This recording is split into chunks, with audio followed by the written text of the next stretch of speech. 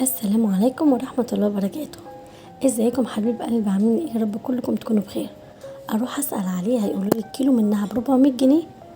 ليه؟ هو استغلال ولا ايه؟ بس احنا عملناها وما كلفتناش اصلا 100 جنيه. التكلفة بتاعتنا كانت بسيطة جدا، وكل اللي احنا عملناه كيلو و100 جرام. يلا بينا نشوف مقاديرنا. انا جبت 350 جرام من السمسم بمعادل 37 جنيه. يعني كيلو السمسم عامل 120 جنيه. انا جبت منين؟ انا جبت من شارع العطارين من العتبة. نزلت شارع العطارين في العتبة وجبت شوية حاجات، ومن ضمنهم جبت 350 جرام من السمسم. هحطهم دلوقتي في طاسة، بس يكون سمسم ابيض عشان الطحينة بتاعتنا تطلع فاتحة. هحطهم دلوقتي في قلب الطاسة وهدفيهم على النار. انا مش هحمصهم تحميص، انا بس عايزة اطلع الرطوبة من السمسم. كل شوية احط ايدي كده على السمسم، اول لما الاقي السمسم دفي معايا ابتدي على طول ان انا اطفي النار وهركنه على جنب يبرد. اهم حاجة يا بنات، اوعوا السمسم بتاعنا يتحمص او يتحرق. شايفين؟ كل شوية بحط ايدي كده اهوت على السمسم اشوف السمسم بتاعي اتحمص كويس، قصدي سخن كويس ولا لا. انا مش عايزة احمصه، انا بس عايزة اسخنه. اول ما هيبتدي معايا ان هو يوصل لدرجة الحرارة اللي انا قلت لكم عليها هرفعه على طول من النار. وكده هو سبته برد شويه، وهبتدي ان انا احطه في المطحنه بتاعه السكر عشان خاطر عايزه اطحنه. انا عايزاه يكون ناعم جدا زي سكر البودره.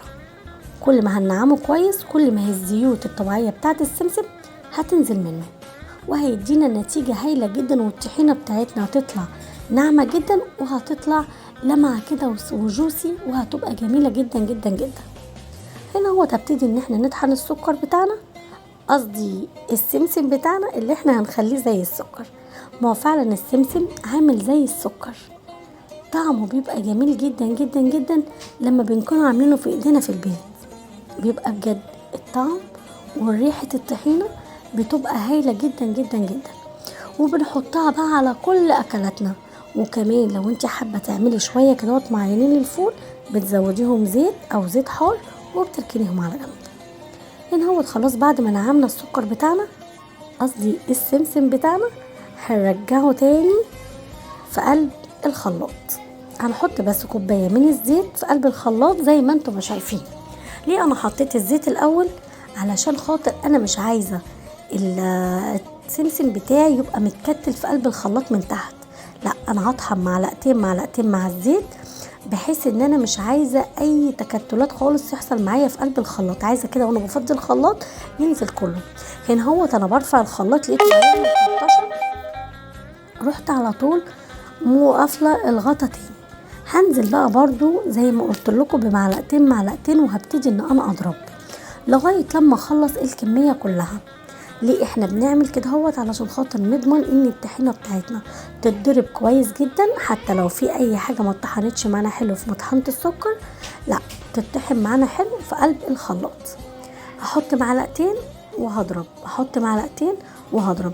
هنا انا حسيت ان هو ابتدى يتقل معايا قوي، هروح نازله كمان بحوالي 3-4 معالق كده من الزيت، وهبتدي احط الكميه كلها بتاعه السمسم بتاعنا.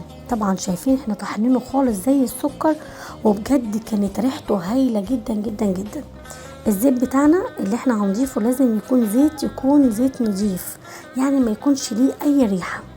وانا كمان نزلت بكوبايه من الدقيق الابيض الفاخر، وهنزل كمان ببقيه الكوبايه ونص زيت. انا بالظبط الوصفه ديت اخدت معايا قد ايه زيت؟ اخدت معايا كوبايه ونص من الزيت، اللي هي نفس الكوبايه اللي انا عايرت بيها الدقيق. يعني كده كوبايه زيت ابيض، 350 جرام من السمسم، كوبايه ونص من الزيت. زي ما شايفين بحط كده شويه شويه صغيرين من الزيت لغايه لما تلف كده معايا. شايفين اللون اصلا بتاعها فاتح وجميل جدا جدا. كده خلاص احنا خلصنا وكله بالميزان. الطحينه بتاعتنا نازله سايله وجميله جدا جدا جدا. شايفين؟ من 350 جرام سمسم هنعمل اكتر من كيلو من الطحينه. يعني انا كده وفرت 375 جنيه، ما انا جايبه كل السمسم ب37 جنيه. يعني لو حسبنا كوبايه الدقيق هنقول مثلا حوالي اقل من ربع كيلو، هنقول مثلا ب5 جنيه. هنقول الزيت مثلا ب15 جنيه. هيبقى احنا برضو وفرنا كتير جدا جدا، وعملنا كميه طحينه حلوه جدا.